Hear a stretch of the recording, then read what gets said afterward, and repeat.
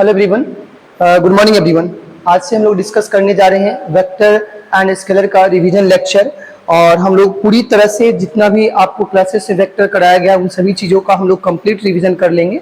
बस आपका काम होगा, अगर आपके पास क्लास नोट्स है तो वहाँ से देखिए। अगर जो बच्चे नए हैं तो नए बच्चों का काम होगा कि पेन पेपर अपने पास रखिए और आराम से चीज़ों को नोट करने का प्रयास कीजिएगा। वीडियो को पॉज करना है, जो भी चीज़ें समझाई जाएगी उसको समझना और पूरा आपको क्लास वाली फीलिंग आएगी। हाँ, थोड़ा सा जरूर फास्ट रहेंगे।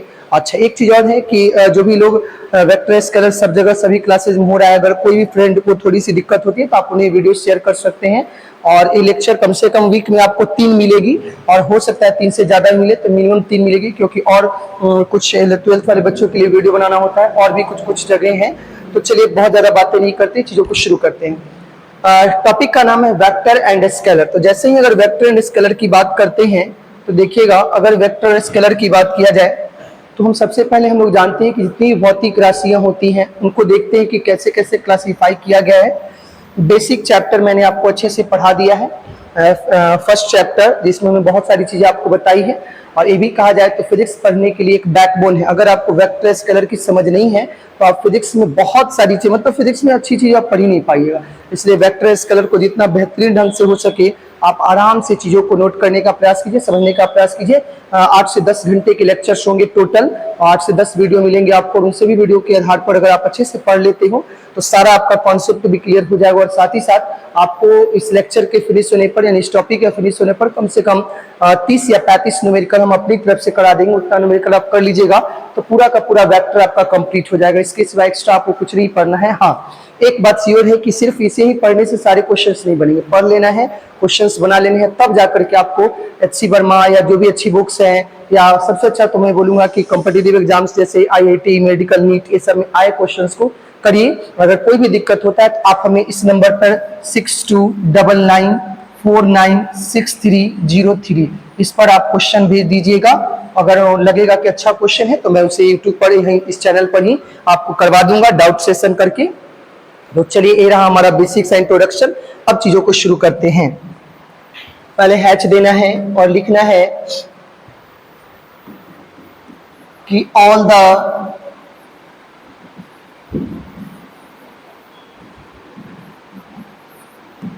quantities classified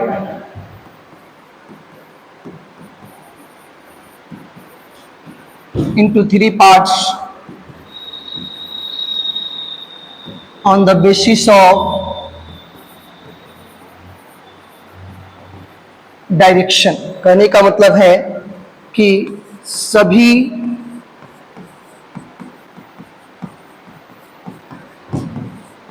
भौतिक राशि को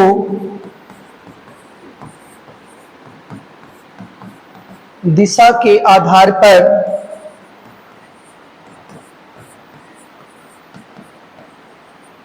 तीन भागों में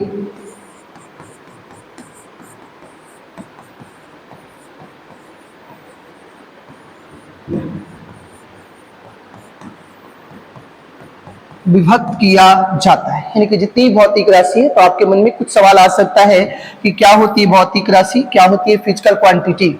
तो ये सारी चीजें मैंने फर्स्ट चैप्टर में काफी डिटेल समझाया है और फिजिकल क्वांटिटीज को पहचानना भी सिखाया है सारे शॉर्टकट्स में। तो जिन्हें दिक्कत होगी तो आप क्लास नोट्स को प्रेफर कीजिए, अदरवाइज उसका भी एक लेक्चर आपको चलाएगा। तो अभी हम सीधे डायरेक्टली कंटिन्यू करते हैं कि दुनिया में जितनी भौतिक राशि होती है उनको दिशा के आधार पर 3 भागों में हम लोग विभक्त करते हैं। और अब आपको नोट्स में ऐसे लिखना होगा। ओके, अब आपको क्या करना है, तो यहां पर लिखना होगा भौतिक राशि, फिजिकल क्वांटिटी, और इसको 3 पार्ट्स में डिवाइड कर देना है। ये रहा आपका 3 पार्ट। फर्स्ट पार्ट आपको लिखना है स्केलर, सेकेंड आपको लिखना है वेक्टर, एंड थर्ड लिखना है आपको टेंसर। तो जितनी भी भौतिक राशि है उसको 3 भागों में हम लोग बांटते हैं। फर्स्ट है स्केलर। स्केलर मतलब हो गया आपका अदिश राशि, अदिश। वेक्टर, वेक्टर मतलब हो गया सदिश। और एक और है आपका टेंसर क्वांटिटी, दैट इज सदिश राशि। ठीक है, तो ध्यान रखना है, सदिश अदिश एंड नदीश। तो तीन तरह की राशियां आपको पढ़ना है। पहले हम लोग आज के लेक्चर में एक बेसिक इंट्रोडक्शन लेंगे इन सभी तीनों का, अदिश क्या है, सदिश क्या है, प्रदिश क्या है, और तब जाकर के सबसे पहले हम अदिश को डिटेल्ड पढ़ेंगे, करीब करीब एक लेक्चर इस पे आएंगे, और सदिश पे कम से कम 6 से 7 घंटे हम लोग सदिश के बारे में देखेंगे, और आधा घंटा से कम या कह सकते 20 से 25 मिनट देखेंगे प्रदिश राशि को। अगर आप इतना अच्छे से समझ जाते हैं तब जाकर के आपको वेक्टर की एक समझ डेवलप हो जाएगी, और आफ्टर दैट हम लोग न्यूमेरिकल सेशन की तरफ चलेंगे। तो अभी हमने क्या देखा, तो अभी हमने देखा कि दुनिया में जितनी भी फिजिकल क्वांटिटी है, यानी ऐसी क्वांटिटी, ऐसी राशि, ऐसी घटनाएं जिन्हें आप किसी मशीन के द्वारा माप सकते हैं, तो उसको दिशा के आधार पर 3 पार्ट्स में डिवाइड करते हैं। पहला है अदिश राशि, सदिश राशि, और तीसरा क्या है जनता, प्रदिश राशि। बारी बारी से सबसे पहले हम डिस्कस करेंगे अदिश राशि को, स्केलर को, पुनः वेक्टर को, पुनः टेंसर को। अभी हम बस इंट्रोडक्शन लेंगे 2 से 5 मिनट सभी का, एंड आफ्टर दैट हम लोग सिलसिलेवार ढंग से पढ़ना शुरू करेंगे। सबसे पहले हम स्केलर पढ़ेंगे, तब हम लोग वेक्टर पढ़ेंगे, तब हम लोग टेंसर पढ़ेंगे। तो चलिए अब आपका काम होगा एक अच्छा सा हेडिंग डालना। सबसे पहले हम लोग डिस्कस करने जा रहे हैं बेसिक सा इंट्रोडक्शन स्केलर के बारे में।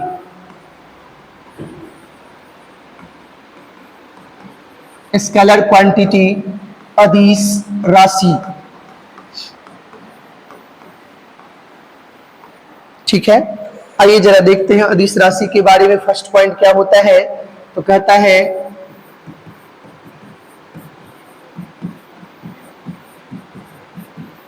वैसी भौतिक राशि जिसे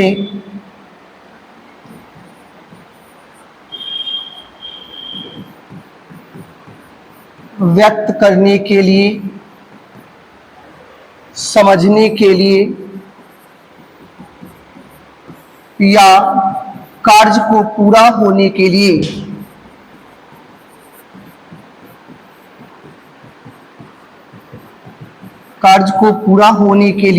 सिर्फ और सिर्फ परिमाण की आवश्यकता हो,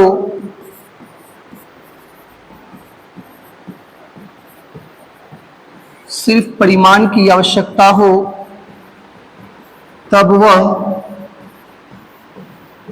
अदिश राशि कहलाती है। यानी कि फिजिकल क्वांटिटी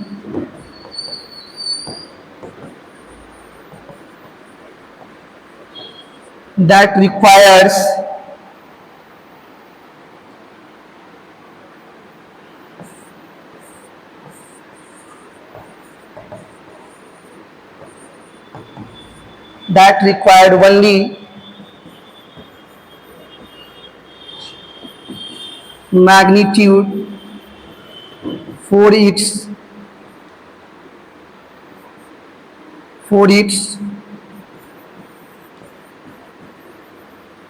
representation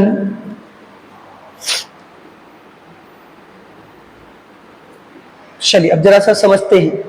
कहा क्या गया कि जो अदिश राशियां होती हैं, तो वैसी सभी भौतिक राशि जो आसपास की घटनाएं हो रही जिसे आप किसी मशीन के द्वारा माप सकते हैं, तो कहता है कि वैसी सभी भौतिक राशि जिसको व्यक्त करने के लिए, समझने के लिए, एक्सप्रेस करने के लिए, या कोई कार्य को पूरा होने के लिए, किसी घटना को कंप्लीट होने के लिए सिर्फ और सिर्फ मैग्नीट्यूड चाहिए, सिर्फ और सिर्फ वैल्यू चाहिए, या कह सकते हैं सिर्फ परिमाण की आवश्यकता हो, या कह सकते हैं कि उस भौतिक राशि को व्यक्त करना है, किसी को समझाना है, व्यक्त करना है। और एक पॉइंट और याद रखिएगा, कार्य को पूरा होने के लिए अगर सिर्फ और सिर्फ मान की आवश्यकता है, दिशा पर डिपेंड नहीं करते हैं, तो वैसी सभी भौतिक राशि को हम लोग अदिश राशि कहते हैं। That is scalar quantity, all the physical quantity that requires only magnitude for its representation और कंप्लीटेशन ऑफ द वर्क। कोई भी काम को पूरा करने के लिए सिर्फ और सिर्फ आपको मैग्नीट्यूड की रिक्वायरमेंट होती है, तब जाके उन सभी भौतिक राशि को, उन सभी फिजिकल क्वांटिटी को हम लोग क्या कहते हैं, अदिश कहते हैं। जैसे एक बात समझिए,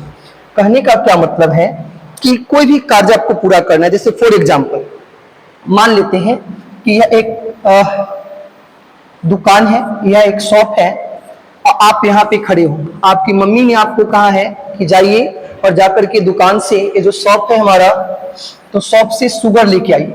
तो जैसे ही आप दुकान जाते हो, दुकान से शुगर लाने जाते हो, तो देखना अगर आप दुकानदार के पास पहुंचते हो तो आपका काम क्या है? तो आपका काम है अपने प्रकृति में परिवर्तन लाना। कैसे लाना भाई? आपको अपने घर से निकलना है, जाकर के शुगर लेके आना है। तो आप कर क्या रहे हो? आपको एक कार्य दिया गया है शुगर लाने का, चीनी लाने का। अगर वह चीनी लाने का कार्य, जैसे आप दुकानदार के पास पहुंचते हो तो आप क्या कहते हो कि भैया हमें, आपका कहना क्या है कि भैया हमें 1 केजी शुगर दीजिए। जैसे ही आप कहते 1 केजी शुगर दीजिए, तो काम क्या है? 1 केजी शुगर का। तो 1 केजी शुगर चाहिए, तो ये जो घटना हो रही है, घटना जो कंप्लीट हो रही है, तो दुकानदार आपसे नहीं पूछता है, या आप ऐसा नहीं कहते कि सर हमें 1 केजी शुगर दक्षिण में चाहिए, उत्तर में चाहिए, ऊपर में चाहिए, लेफ्ट में चाहिए, राइट में। हम लोग दिशा की बात नहीं करते, हम सिर्फ बात करते 1 केजी शुगर दीजिए। यानी आप देख रहे हो क्या, हमारा काम है शुगर को यहाँ से, इस दुकान से अपने पैकेट में रखना, अपने जो बॉक्स लेकर के जाते हैं या जो थैला लेकर के जाएंगे उसमें रखना है। तो ये घटना होने के लिए आप देखिए डायरेक्शन की रिक्वायरमेंट नहीं है। अगर दिशा की जरूरत नहीं है, तो ये जो फिजिकल घटना हो रही है वह कैसी कहलाएगी? अदिश राशि कहलाएगी। जैसे फॉर एग्जांपल, मैं यहाँ खड़ा हूं और किसी ने कहा गेट से बाहर निकलो, या मैंने कहा घर से बाहर निकलो, तो रूम से बाहर निकलो, या आप किसी जगह पर खड़े हो और एक पर एक हल्ला होता है, घर बंद है और हल्ला होता है कि बम गिरने वाला है, तो आप क्या करोगे? भागना शुरू करोगे। तो भागना शुरू करोगे तो आपके दिमाग में तुरंत ख्याल आएगा कि मेरा काम है इस रूम से बाहर निकलना, लेकिन कार्य तो है, परंतु तुरंत आपके मन में आएगा कि आप तुरंत खोजोगे डायरेक्शन, दिशा, कि गेट किधर है। यानी यहाँ जो घटना हो रही है उसमें दिशा की जरूरत है, और बहुत सारी ऐसी घटनाएं होती हैं जिसको होने के लिए दिशा की कोई जरूरत नहीं होती है। अगर दिशा की जरूरत नहीं है, तब जाकर के वैसी सभी राशियों को कैसी राशि कहते हैं? अदिश राशि कहते हैं। ओके ना। जैसे और अगर बात करना चाहें कि अदिश राशि का मतलब क्या है, तो अदिश राशि का सिंपल यही मतलब है, जैसे को एक चीज का ध्यान रखिएगा, भौतिक राशि होनी चाहिए जिसे आप किसी मशीन के द्वारा माप सकते हैं। जैसे एक एग्जाम्पल है दूरी, तो अगर अदिश के एग्जाम्पल्स के कुछ एग्जाम्पल्स लिख लिए जाए, तो अदिश का जो उदाहरण है, एग्जाम्पल है, वो जनता 2-3 याद रखिए, रटना नहीं है, क्योंकि जैसे जैसे चैप्टर्स पढ़िएगा अपने आप चीजें आपको आने लगेगी। तो अदिश में सबसे पहले लिख लीजिएगा दूरी, that is distance. Okay, distance लिख लीजिए। उसके बाद स्पीड लिख लीजिए, उसके बाद वर्क लिख लीजिए, एनर्जी लिख लीजिए, पावर लिख लीजिए, कार्य, ऊर्जा, शक्ति। अब देखिए 11th वाले जो बच्चे हैं वो घबरा जाते हैं, देखो ये सब चीज आगे जाके पढ़ना है, तो अभी आप सिर्फ सुंदर सुंदर नोट कीजिए कि हाँ चलो 2-3 एग्जाम्पल मुझे याद है, क्योंकि जिस दिन ये सब हम पढ़ना शुरू करेंगे आगे के चैप्टर्स में, तो डिटेल्ड डिस्कशन करेंगे इन सभी चीजों को, और आपको उस समय समझ में आएगा कि कैसे यह अदिश राशि थी। अभी तो बस ये याद रखना कि हाँ सर इनके पास सिर्फ और सिर्फ परिमाण की आवश्यकता होती है इनको होने के लिए। जैसे आप किसी को कहते हो क्या कि जैसे कभी कभी आप खाना वाना खाते हो या जूस पीते हो, तो तुरंत क्या कहते हैं कि देखिए बॉडी, यानी आप लोगों को बताना चाहते हो कि मेरे पास एनर्जी है, परंतु ये नहीं बताना चाहते कि देखिए मेरे पास बॉडी पूरब दिशा में है, पश्चिम दिशा में नहीं। हम उससे बात करते हैं कि देखिए मेरे पास कितना पावर है। इट मीन्स कुछ घटनाएं ऐसी होती है, कुछ फिजिकल फिनोमेना ऐसी होती है जिसको पूरा होने के लिए, कंप्लीट होने के लिए सिर्फ और सिर्फ दिशा की रिक्वायरमेंट, सिर्फ और सिर्फ परिमाण की आवश्यकता है, दिशा की कोई आवश्यकता नहीं होती है। और वैसी सभी राशियों को कैसी राशि बोलते हैं? अदिश राशि कहते हैं। एग्जाम्पल और भी लिख सकते हैं, इलेक्ट्रिक फ्लक्स, विद्युत फ्लक्स, इलेक्ट्रिक पोटेंशियल, तो ये सब चीज अभी आपको याद करना पड़ेगा। विद्युत फ्लक्स, तो मैं बहुत ज्यादा एग्जांपल लेने के चक्कर में नहीं हूं, बस आपको एक बेसिक सा आइडिया होना चाहिए कि कोई भी घटना, कोई भी फिनोमेना अगर आपकी प्रकृति में होता है और यदि उसको पूरा होने के लिए दिशा की जरूरत नहीं है, तो नहीं है तो अदिश राशि होती है। ओके क्या? चलिए थोड़ा और आगे बढ़ते हैं, और अब हम डिस्कस करते हैं अदिश राशि को समझने के बाद कि हाँ सर अदिश राशि के का भी, अदिश राशि बस शुरू हुआ है, इंट्रोडक्शन। अदिश राशि के बारे में डिटेल फिर पढ़ना शुरू करेंगे। अब थोड़ा हम लोग छोटा सा बेसिक नॉलेज लेते हैं सदिश राशि का। सदिश राशि and that is vector quantity. Okay ना? तो अभी बस यही दिमाग रखना है कि हाँ सर मैं सिर्फ थोड़ा थोड़ा इंट्रोडक्शन ले रहा हूं, क्योंकि अदिश पढ़ने में आपको करीब करीब 1 घंटे लगेंगे और सदिश पढ़ने में कम से कम 6 से 7 घंटे लगेंगे, और एक्स्ट्रा 1-2 घंटे मान लीजिए, तो 10 घंटे का लेक्चर आपका रहेगा सदिश का। इसके बाद आपको कहीं से कुछ नहीं पढ़ना है, बस न्यूमेरिकल प्रैक्टिस करना है। आइए जरा देखते हैं सदिश राशि जो है, सदिश राशि के बारे में पहला पॉइंट क्या होता है कि वैसी सभी भौतिक राशि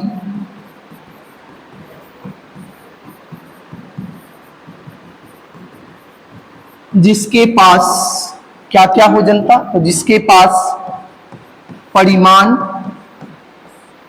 हो, कॉमा दिशा हो तथा त्रिभुज के जोड़ नियम। घबराइएगा नहीं, क्या होता है, सब नए नए टर्म है, अभी आपको बस लिखना होगा कि वैसे सभी भौतिक राशि जिसके पास परिमाण हो, दिशा हो और त्रिभुज के जोड़ नियम का पालन करती है, त्रिभुज के जोड़ नियम का पालन करती है, सदिश राशि कहलाती है, सदिश राशि कहलाती है। अच्छा, एक बात और जरा ध्यान रखेंगे, यानी अगर इंग्लिश में लिख दूं कि दोज फिजिकल क्वांटिटी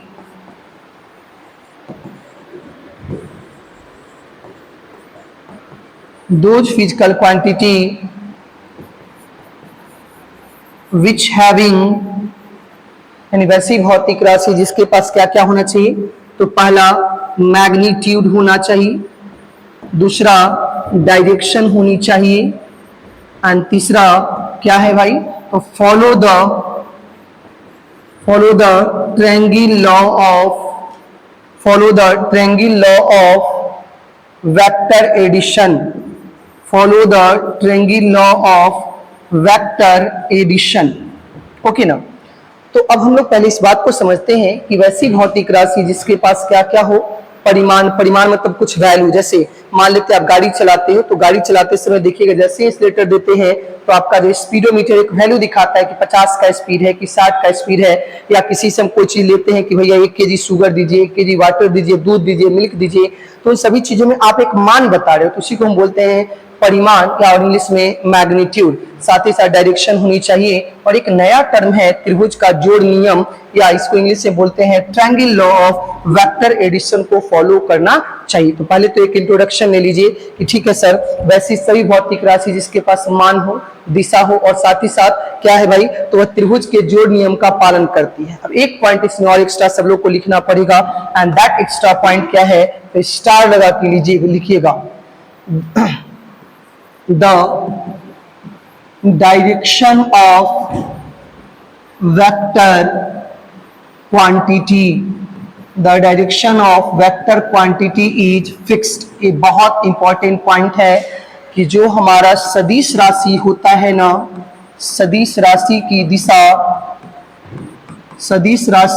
दिशा निश्चित होती है, सदिश राशि की दिशा निश्चित होती है। ओके ना। तो अब हम लोग वेक्टर पे डिस्कशन शुरू करते हैं। सबसे पहले क्या है कि वेक्टर आपको उसे कहना है, अगर कोई भी घटना हो रही है, कोई भी फिनोमेना, फिजिकल फिनोमेना हो रही है, अगर उसको होने के लिए क्या क्या चीज की जरूरत है, तो पहला जनता जरूरत है मैग्नीट्यूड, परिमाण, दूसरा direction, and third very very important point कि डायरेक्शन क्या होना चाहिए, फिक्स्ड होना चाहिए। अक्सर लोगों को सुनिएगा क्या कि मैग्नीट्यूड हो, डायरेक्शन हो, परंतु ये कहना भूल जाते हैं, तो ध्यान रखिएगा वेक्टर होने के लिए 3 चीज जरूर होना चाहिए, मैग्नीट्यूड, डायरेक्शन फिक्स, और साथ ही साथ ट्रायंगल लॉ को फॉलो करना चाहिए। ट्रायंगल लॉ को फॉलो करें, ठीक है ना। अगर ट्रायंगल लॉ को फॉलो करता है तब उसको वेक्टर कहेंगे, नहीं तो वेक्टर नहीं कहेंगे। अब एक लोकल एग्जांपल लेते हैं, हम समझना चाहते हैं कि आखिर भाई वेक्टर किसे कहते हैं। जैसे मान लेते हैं फॉर एग्जांपल, इसी क्लासरूम में हम अब वीडियो रिकॉर्ड कर रहे हैं और किसी ने बोला कि डेल्टा में या जो हम लोकेशन में रहा बम गिरने वाला है, तो जैसे ही बम गिरने वाला है तो आप यहाँ से भागना शुरू करोगे। जैसे ही भागना शुरू करोगे तो इस क्लासरूम में सबसे पहले आपके दिमाग में आएगा, चाहे आप जैसे भागो, दौड़ते हुए, गिरते हुए, कोई भी स्पीड हो, कोई भी आपका वैल्यू हो, परंतु आपके पास एक दिशा होना चाहिए और आपका फेस गेट की तरफ होगा। जैसे मैं किसी से बोलूं कि जैसे फॉर एग्जांपल यहाँ देखिए, एक एग्जांपल देखिए, मान लेते हैं कि आप यहाँ पे खड़े हो, ठीक है, this is the point A, this is the point B. तो मैं अगर आप यहाँ पे खड़े हो, अगर मैं आपसे कहता हूं कि ए के पास जाओ, तो ए के पास जाते समय यानी कि आपको एक कार्य दिया गया, कहां से कहां जाना है, ए के पास जाना है। तो ए के पास जाते समय ऐसा नहीं कि आप इधर भागने लगोगे तो ए के पास पहुंचोगे, नहीं।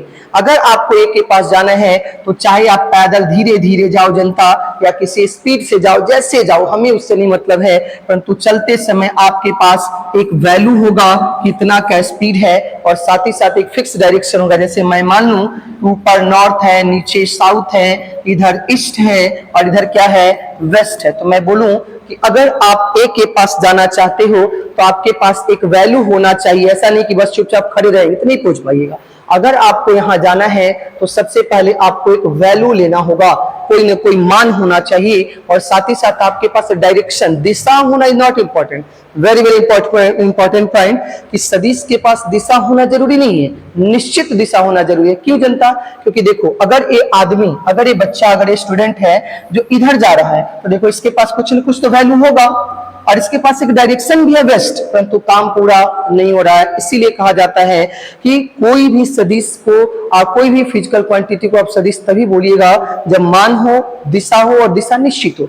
बहुत सारे लोग गलत क्या जान लेते हैं कि जिसके पास क्या हो, जिसके पास वैल्यू हो, मैग्नीट्यूड हो, जिसके पास डायरेक्शन, उसको वेक्टर कह देते, जो कि बिल्कुल गलत है। आप तरीका समझिए ना। मैं मान लेता हूं कि यहाँ आप खड़े हो, ये आपका एक चौराहा है, यहाँ एक खड़े हो और यहाँ पर एक मंदिर है, और आप चाहते हो कि मंदिर में हमें पूजा करना है भाई। तो अगर मंदिर में आपको पूजा करना है तो देखो जरा डायरेक्शन की बात करते हैं, नॉर्थ, साउथ, ईस्ट, वेस्ट। तो अब जरा लॉजिक समझिएगा, क्यों हम कहते हैं कि वेक्टर के पास मैग्नीट्यूड भी होता है, डायरेक्शन भी होता है। एक आदमी, जैसे आप यहाँ पर खड़े हो, केंद्र पर, ऑरिजिन पर खड़े हो, अगर आपको मंदिर जाना है, तो अगर आपको मंदिर जाना है तो आप समझ जाइए कि अगर मंदिर जाना है तो क्या करना पड़ेगा भाई। मंदिर जाने के लिए आप जरा समझिए कि अगर यह लड़का, ये जो पर्सन है, मंदिर जाना है, तो देखो अगर इधर चलता है, मान लेते हैं 20 के स्पीड से, 20 मीटर पर सेकेंड, तो देखो इसके पास क्या क्या है, इसके पास एक वैल्यू दिखा, परिमाण दिखा, सबको वैल्यू दिख रहा है, साथ ही इसके पास डायरेक्शन भी दिख रहा है। तो वैल्यू भी है, डायरेक्शन भी है, परंतु डायरेक्शन होने के बावजूद भी काम पूरा नहीं हो रहा है, वर्क पूरा नहीं हो रहा है, क्योंकि मंदिर नहीं पहुंच पाता है। इसीलिए कहा जाता है कि सिर्फ और सिर्फ परिमाण और दिशा होना, मैग्नीट्यूड और डायरेक्शन होने से कोई आदि वेक्टर नहीं हो सकता है। उसी तरह से अगर आप इधर चलने लगो तो यहाँ भी आपके पास मैग्नीट्यूड तो होगा, डायरेक्शन तो होगी, परंतु वर्क कंप्लीट नहीं हो रहा है। नीचे चलो, नहीं हो रहा है, परंतु यही आदमी अगर ऊपर चलने लगता है तो आप देखिएगा नॉर्थ डायरेक्शन में, तो चाहे आपका वैल्यू कुछ भी हो, 10 मीटर पर सेकेंड और नॉर्थ डायरेक्शन, तो आप आराम से मंदिर पहुंच सकते हो। यानी मैं ये समझाना चाहता हूं कि वेक्टर के लिए मैग्नीट्यूड होता है, डायरेक्शन होता है, और डायरेक्शन फिक्स होना चाहिए। अगर डायरेक्शन फिक्स नहीं है तो कुछ और बोला जाता है। अभी बस मेरे दिमाग में ये आया कि यस सर, कोई भी राशि, कोई भी भौतिक राशि, कोई भी अगर फिजिकल फिनोमेना को कंप्लीट करना चाहते हैं, वर्क कंप्लीट करना चाहते हैं, तो ध्यान रखें कि हमें कोई भी वेक्टर तब कहलाएगा, तो वेक्टर कहलाने की शर्त क्या क्या हुई, तो वेक्टर कहलाने की शर्त हुई तो उसके पास मैग्नीट्यूड हो, यानी कि परिमाण होना चाहिए, साथ ही साथ उसके पास डायरेक्शन हो, यानी दिशा होना चाहिए। एंड तीसरा वेरी वेरी इंपॉर्टेंट पॉइंट, उसकी दिशा क्या होनी चाहिए, निश्चित होनी चाहिए, सर्टेन होनी चाहिए। और एक एक्स्ट्रा याद रखिएगा, follow triangle law of vector addition, सदिश का जोड़ नियम पालन करना चाहिए।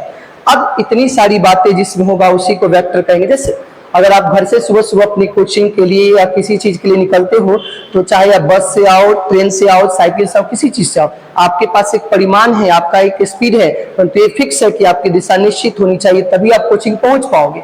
इसीलिए कहा जाता है कि सदिश के पास मान भी होता है, दिशा भी होता है, और दिशा क्या होनी चाहिए, निश्चित होनी चाहिए। अब एक बेस्ट एग्जाम्पल आपको समझा दिया जाए दिशा निश्चित होने का। जैसे बहुत सारे लोग 10th क्लास में ही या 9th क्लास में याद करते हैं, हम लोगों ने भी याद किया था कि बल एक सदिश राशि है। चलिए जरा देखते हैं भाई कि बल एक सदिश राशि है, बल सदिश है। थोड़ा इसका फील आपको दिया जाए कि बल सदिश है कैसे भाई। चलिए फील लेते हैं इसका, कैसे फील होगा कि बल सदिश राशि है, यानी कि फोर्स इज वेक्टर, कैसे फील होगा, ओके ना। तो जरा इसका फील लेते हैं कि फोर्स वेक्टर कैसे। मान लिया जाए कि आप कभी लॉन्ग टूर पे गए, अपनी कार से निकल गए हो और जा रहे थे, तो किसी रास्ते से गुजरते समय, मान लिया ही आपकी कार है जनता, रास्ते से गुजरते समय आपकी कार एक गड्ढे में फंस चुकी है, और ये रहा डिच, ये है आपका गड्ढा, और गड्ढे में आपकी कार फंस चुकी है, आप पूरा एक्सीलरेटर दिए जा रहे हो, आपकी कार निकल नहीं रही है, तब कार से बाहर निकलते हो और लोगों को देखते हो, कोई आपको दूर दूर तक नजर नहीं आ रहा है, तब आप क्या करोगे, कार को छोड़ करके अगल बगल थोड़ा दूर जा करके कुछ गांव के लोगों से मिलोगे और जैसे मान लेते हैं कि मेरी ही कार थी, अब हम यहाँ से उतरते हैं भाई, और यहाँ से उतरने के बाद जाते हैं अगल बगल के गांव में और 4-5 जो बाहुबली टाइप आदमी होगा उससे क्या कहेंगे कि भैया थोड़ा चलिए ना, गाड़ी फंस गया, बल लगाना है। मैंने क्या बोला, भैया चलिए बल लगाना है, या गाड़ी को बाहर निकालना है। मैंने क्या बोला, गाड़ी को बाहर निकालना है, बल लगाना है। अब देखना जरा लॉजिक, क्यों कहा जाता है कि बल एक सदिश राशि है, कारण समझिए। अगर कार को बाहर निकालना है तो कार को बाहर निकालने के लिए 5 आदमी हैं, तो एक आदमी आता है और इधर से बल लगाना शुरू कर देता है भाई, इस दिशा से। ओके, एक आदमी इस दिशा से बल लगाना शुरू कर देता है, एक आदमी इस दिशा से बल लगाना शुरू कर देता है, एक आदमी इस दिशा से बल लगा रहा है, और जो सबसे तेज है वो आया है, बोला है कि रुकिए रुकिए, बल ही तो लगाना है, और वो यहां से खड़ा होकर के ऐसे बल लगा दिया। अब जरा सोचो कौन आदमी गलत है, सब आदमी सही है। क्यों भाई, क्योंकि उसको क्या बोला गया, बल लगाना है, तो बल तो सब लगा रहे हैं, परंतु अगर बल लग गया तो ये बेचारा पुनः लगने लायक नहीं बचने वाला है। इसका मतलब क्या है, बल लगाने से पहले आपको पूछना पड़ेगा कि किस दिशा में बल लगा। ऐसे बल लगाने से गाड़ी बाहर नहीं निकलने वाली है, ऐसे बल लगाने से गाड़ी बाहर नहीं निकलने वाली है, इस दिशा में, इस दिशा से, इस ऐसे बल लगाने से गाड़ी बाहर नहीं निकलने वाली। इसीलिए कहा जाता है कि बल लगाने से पहले पूछना पड़ेगा कि किस दिशा में बल लगाएं। इसीलिए कहा जाता है कि ठीक है सर, बल का कुछ तो मान होगा 20 न्यूटन, परंतु केवल 20 न्यूटन से काम नहीं चलेगा, आपको इसके पास दिशा भी देना पड़ेगा, क्योंकि बिना दिशा के बल का काम पूरी तरह से कंप्लीट होने वाला नहीं है। अगर इस गाड़ी को बाहर निकालना है तो सबको बल इस दिशा में लगाना चाहिए। तो इस तरह से हम लोग कंफर्म हो जाएंगे कि बल कैसी राशि है, तो बल एक सदिश राशि है, क्योंकि इसे कंप्लीट होने के लिए मान भी चाहिए और साथ ही साथ दिशा भी होनी चाहिए। ओके ना, तो इसी तरह से अभी आपको और सारे एग्जांपल्स देखने को मिलेंगे। अभी तो हम बेसिक इंट्रोडक्शन ले रहे हैं कि हाँ सर सदिश किसको कहते हैं, तो मान होना चाहिए, दिशा होनी चाहिए और साथ ही साथ दिशा निश्चित होना चाहिए। अक्सर देखिएगा, मान लेते हैं कि कभी आप फ्रेंड सर्कल में झगड़ा हो जाता है, तो ये आप मान लेते हैं आपके फ्रेंड हैं सब लोग, और मान लेते हैं आपका झगड़ा कहीं हो गया, तो झगड़ा होता है तो हम आजकल सबको देखिएगा, दुखो तुरंत बताते हैं, फोन किए और आपका दोस्त आया, समझा नहीं समझा और आप ही के दोस्त को पीट के चला गया, आप ही की पार्टी। किसका होता, बल लगाने से पहले पूछना जरूरी है कि बल किस दिशा में लगाया जाए। इसीलिए कहा जाता है कि बल कैसी राशि है, सदिश राशि। चलिए सदिश के कुछ एग्जाम्पल्स लिख लीजिए थोड़ा सा। सदिश के जो एग्जाम्पल होंगे क्या क्या हो सकते हैं उदाहरण भाई, तो सदिश के एग्जाम्पल है, सबसे पहले तो बल है, वेग है, त्वरण है, संवेग है, आवेग है, उसके बाद विद्युत क्षेत्र है, विद्युत बल है, बहुत सारी चीजें हैं। जैसे इसका नाम है फोर्स, इसका नाम वेलोसिटी, इसका नाम acceleration, momentum, impulse, electric field. Okay ना, तो ये सभी की सभी कैसी राशियां हैं, तो ये सभी की सभी सदिश राशि हैं। घबराए नहीं, अभी जैसे एग्जाम्पल लिखा जा रहा है वैसे लिख लेना है। Force, velocity, acceleration, momentum, impulse and electric field, क्योंकि इन सभी को पूरा होने के लिए सिर्फ और सिर्फ मान की जरूरत नहीं है, मान के साथ साथ दिशा की भी रिक्वायरमेंट है। और डायरेक्शन हमेशा याद रखें, डायरेक्शन क्या होनी चाहिए, फिक्स्ड होनी चाहिए। तो मुझे लगता है कि एक छोटा सा इंट्रोडक्शन आपको फोर्स वेक्टर का भी मिल चुका है। अब फाइनल थर्ड टॉपिक की तरफ आएंगे, एंड तीसरा टॉपिक मेरा है टेंसर। तीसरा टॉपिक है हमारा जो टेंसर। तो चलिए जरा टेंसर की बात करते हैं कि टेंसर के बारे में क्या कहा गया है।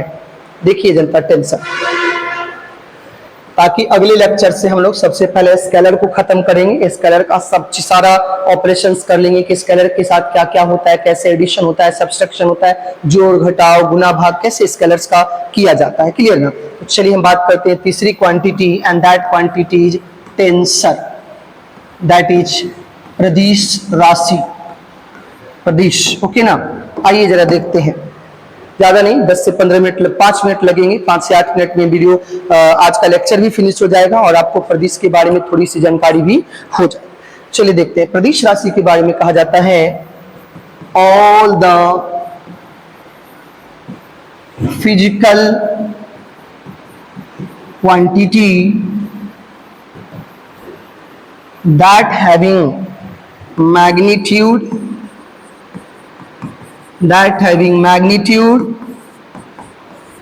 direction but direction is not fixed। Hello, तो हम लोग थे टेंसर्स क्वांटिटी के पास, हमने अच्छे से देख लिया है वेक्टर को, स्केलर को, एक बेसिक इंट्रोडक्शन लिया है। अब हमारा लास्ट है जो कि तीसरी भौतिक राशि थी, तीसरी फिजिकल क्वांटिटी थी, जिसका नाम है टेंसर और प्रदिश राशि। तो चलिए जरा से समझते हैं कि किसे हम लोग प्रदिश राशि कहते हैं। तो है वैसी भौतिक राशि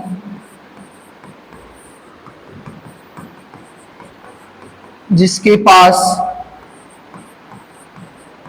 परिमाण, कॉमा, दिशा हो परंतु दिशा निश्चित नहीं होती है, उसे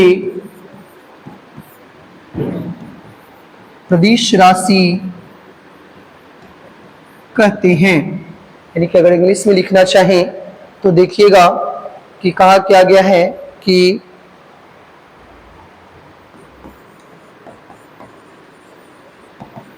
द फिजिकल क्वांटिटी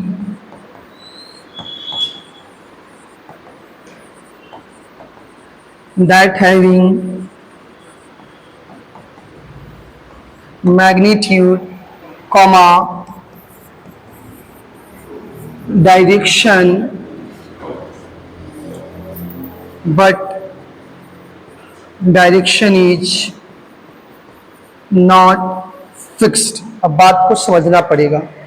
जैसे इसमें भी देखिएगा कि वैसी भौतिक राशि जिसके पास क्या हो, जिसके पास जनता परिमाण हो, मैग्नीट्यूड हो, परिमाण हो, साथ ही साथ दिशा हो, परंतु एक इंपॉर्टेंट पॉइंट है कि यहाँ दिशा निश्चित नहीं है। The physical quantity that having magnitude, direction but direction is not fixed. तो अभी हम पीछे देख रहे थे वेक्टर के बारे में। तो सदिश में हमने देखा कि इसके पास मान भी है, दिशा भी है, परंतु एक बात वहां लिखा था मैंने, दिशा निश्चित होती है, और यहाँ क्या है जनता, दिशा निश्चित नहीं होती है। साथ ही साथ वेक्टर में क्या था कि वह ट्रायंगल लॉ ऑफ एडिशन को फॉलो करती है। वो क्या है आगे के लेक्चर्स में देखेंगे। अभी बस चीजों को जानिए कि हाँ सर सदिश राशि क्या है, अदिश राशि क्या है, प्रदिश राशि क्या है। अब इसका एक फील वाला एग्जांपल भी आपको देंगे कि आखिर हम कैसे जानेंगे भाई कि कोई भी वर्क, कोई भी फिनोमेना, कोई भी फिजिकल घटना कंप्लीट हो जाती है और दिशा निश्चित नहीं हो। तुम समझ सकते हो दिशा निश्चित नहीं हो फिर भी वो घटना हो जाती है। चलिए जरा देखते हैं इसका एग्जाम्पल। इसके जो अभी आपको एग्जाम्पल याद रखने हैं वो याद रखने हैं टाइम, कॉमा, करंट, और होते हैं एग्जाम्पल 2-3। एक होता है मोमेंट ऑफ इनर्शिया, तो चलिए वो अभी 2 ही रखते हैं जो कि आपको याद रहे। एक टाइम है और करंट यानी कि समय, और क्या है जनता, विद्युत धारा। ध्यान रखिएगा समय तथा विद्युत धारा कैसी राशि है, प्रदिश राशि। अब सवाल है सर कैसे, हम कैसे जानेंगे इस समय और विद्युत धारा प्रदिश राशि ही है। तो प्रदिश का मतलब इसके पास मान होना चाहिए, दिशा होनी चाहिए और दिशा निश्चित नहीं होनी चाहिए। इसका मतलब एक से अधिक दिशा से भी काम कंप्लीट हो जाए तो उसको कहते हैं हम क्या, प्रदिश राशि। जैसे एग्जांपल आप देख रहे थे मंदिर वाला, तो मंदिर जाने के लिए एक से अगर अलग अलग दिशा हो जाता तो प्रदिश हो जाता। जैसे आप समझते हैं समय कैसे प्रदिश है, विद्युत धारा कैसे प्रदिश है, आइए जरा देखते हैं। ये है हम अपना समय,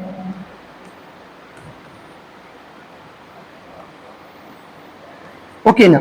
अब घड़ी में अगर आपको जनता किसी ने बोला कि 12 बजा के दिखाई, तो आप क्या करते हो? ऐसा तो नहीं है कि पीछे जब बैटरी नहीं लगी है बैटरी को हटा दीजिए, और घड़ी को जब हम मूव कराते हैं उसकी सुई को, तो चाहे आप सुई को क्लॉकवाइज घुमाइए और चाहे आप सुई को एंटी क्लॉकवाइज घुमाइए। इसका मतलब या तो क्लॉकवाइज चले या तो एंटी क्लॉकवाइज चले, वो 12 पे पहुंच जाएगी। यानी कि अगर घड़ी में 12 बजाना है तो उस समय आपको दिशा फिक्स नहीं है। ऐसा नहीं है कि सिर्फ क्लॉकवाइज चलाइएगा तभी 12 बजेगा, अगर सुई को पीछे से एंटी क्लॉकवाइज चलाएगा तो भी 12 बजेगा। इसका मतलब आपका काम था घड़ी में 12 बजाना, दिशा भी है, मान भी है, परंतु दिशा निश्चित नहीं है। इसीलिए कहा जाता है समय कैसी राशि होती है, प्रदिश राशि होती है। ओके ना, कभी भी समय के पास निश्चित दिशा नहीं है। समय के पास दिशा निश्चित नहीं होने के कारण ही समय को हम लोग प्रदिश राशि कहते हैं। और जरा बात करते हैं विद्युत धारा। इसका सबसे बेस्ट एग्जाम्पल यही है, मान लेते हैं इलेक्ट्रिक बोर्ड है, आप घर में पढ़ रहे थे, और अगर जो लोग बहुत पुराने होंगे तो सिर्फ दो ही चीज जानते थे, सदिश राशि एंड अदिश राशि। परंतु एक नई राशि जो प्रदिश राशि है, टेंसर है, तो मान लेते हैं पढ़ रहे थे, तुमको फील नहीं हो रहा है, या किसी आपकी फैमिली मेंबर में किसी को फील नहीं हो रहा कि नहीं सर हमको तो प्रदिश नहीं समझ आ रहा है, तो देखिए कितना भगवान सॉरी किसी चीज को बेहतरीन क्यों बनाते हैं। कि मान लेते हैं कि आप घर का इलेक्ट्रिक बोर्ड है, विद्युत बोर्ड है, यहाँ से एक तार निकालिए और यहाँ कर दीजिए, और मान लेते हैं आपके घर में जो भी मेंबर्स है और आपको फील लेना है कि कैसे विद्युत धारा एक प्रदिश राशि है, टेंसर क्वांटिटी है। कुछ मत कीजिए, इस तार पर यहाँ एक स्विच लगा दीजिए के, और अब क्या करो जनता, सबसे पहले अपने घर में अपनी प्यारी बहना को उठाइए और यहाँ लाके खड़ा कीजिए, रेडी कर दीजिए, और एक तार से इनको जोड़िए। जैसे ही एक तार से इनको जोड़िएगा, जैसे ही जोड़ दीजिएगा और यहाँ से स्विच ऑन कीजिएगा, तो क्या हो जाएगी, ये झूमना शुरू कर देंगे। जैसे ही झूमना शुरू कर दिए, इससे क्या पता चलता है कि करंट इनको लग रहा है, यानी कि धारा के पास मान है और एक दिशा है, क्योंकि धारा ऐसे की। अब आपको रहा कि अच्छा रुको और लोगों को फील कराते हैं, तो अब अपने मम्मी को लेकर के आइए, चाहे पापा को लेकर आइए और यहाँ खड़ा कर दीजिए। अब इनको फिर इस तार से जोड़ दीजिए, और जैसे ही स्विच ऑन कीजिएगा तो देखिएगा कि पापा भी झूम रहे हैं और सिस्टर भी झूम रही है, बहन भी झूम रही है। और मन किया कि रुको तो मम्मी क्यों बैठे गए, मम्मी को भी लाया जाए, तो ये रही मम्मी, और मम्मी को भी ला करके तार से जोड़ दीजिए, और जैसे ही स्विच ऑन कीजिएगा मम्मी भी झूमना क्या कर दी है, शुरू कर दी है। इसी तरह से घर के और सारे मेंबर्स को लाइए और ला करके तार से जोड़ दीजिए। ये है अंकल, ये है मान लेते हैं दादाजी, और सबको जोड़ दिए। जोड़ने के बाद जैसे ही स्विच ऑन किए तो करंट इनके पास, इनके पास, इनके पास, सबके पास गई। अब लॉजिक समझो, अगर करंट की दिशा निश्चित होती तो अगर सिस्टर को लगती तो बाकी को लगना नहीं चाहिए था, मदर को लगती तो बाकी को लगना नहीं चाहिए था। इसीलिए कहा जाता है कि जो हमारा करंट है ना, तो करंट के पास मैग्नीट्यूड तो है, डायरेक्शन भी है, परंतु डायरेक्शन फिक्स नहीं है। और तुम सोचो भगवान ने कितना बेहतरीन चीज बनाया है कि अगर करंट का डायरेक्शन फिक्स होता तो आपके घर में जो पंखे चल रहे होंगे 4-5, एक पंखा चलता दूसरा नहीं चलता। साथ ही साथ गांव में जो ट्रांसफार्मर लगे होते हैं ना, ये जो मान लेते हैं ट्रांसफार्मर है, और ट्रांसफार्मर से तार गई रहती है, और इधर उधर कई घर हैं, और घर वाले ऐसे ऐसे ऐसे ऐसे तार अपना इधर घर वाले फंसा लेते हैं और अपने घर में बिजली लेते हैं। परंतु तुम सोचो, अगर धारा की दिशा निश्चित होती तो अगर इसके घर में करंट गई तो इसके घर में करंट जाने वाली, इसके घर में जाने वाली नहीं है, क्योंकि इसकी दिशा निश्चित होती। इसका मतलब घर सिर्फ और सिर्फ ट्रांसफार्मर के बगल में किसका होता, बाहुबली लोगों का होता, और पूरा गांव अंधेरा होता। परंतु भगवान ने कहा नहीं नहीं नहीं, हम तो समय और धारा को क्या बना देंगे, प्रदिश बना देंगे, क्योंकि इसकी दिशा निश्चित नहीं। तो होप सो कि आप थोड़ी थोड़ी बातें समझ गए होंगे। अब रहा ओवरव्यू, तो आज के लेक्चर्स का ओवरव्यू क्या रहेगा, तो चलिए सुनते हैं। आज के पूरे लेक्चर का ओवरव्यू रहा कि हम लोगों ने बेसिक इंट्रोडक्शन लिया कि क्या होता है सदिश, क्या होता है अदिश, क्या होता है प्रदिश राशि। पुनः हमने ये सीखने का प्रयास किया कि अदिश राशि के पास वैल्यू होता है सिर्फ और सिर्फ, और काम कंप्लीट होने के लिए दिशा की जरूरी नहीं होती है। जो हमारा सदिश राशि उसके पास मान भी है, दिशा भी, और दिशा निश्चित होती है। और जो हमारी प्रदिश राशि है जनता, उसके पास सिर्फ और सिर्फ क्या होता है, मान और दिशा निश्चित नहीं होती है। ओके, तो अब 1 से 2 मिनट की और हम बातें कर लेते हैं। जैसे एक एग्जाम्पल आप लिख लीजिए जरूर। मान लेते हैं कि आप एग्जाम देने गए और आया समय कैसी राशि है।